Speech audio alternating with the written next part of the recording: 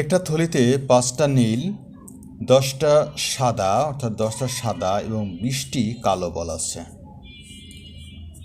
দৈবচয়নের মাধ্যমে একটা বল তুলে নেওয়া হলো, সেটি সাদা না হওয়ার সম্ভাবনা কত?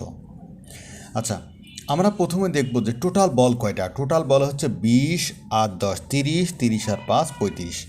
তো টোটাল বল হলো 35টা। আর সাদা বল কটা? সাদা বল হলো 10টা। 10, 22, 35। এটা মানে কি জানেন? এটা মানে হচ্ছে সাদা বল হওয়ার সম্ভাবনা হচ্ছে 10/35।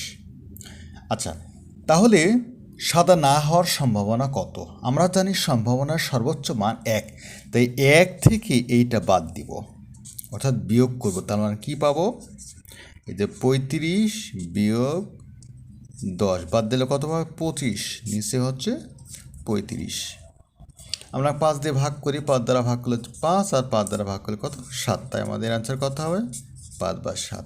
তো অপশনগুলোর মধ্যে 5/7 এটাই হলো কারেক্ট অ্যান্সার। ওকে।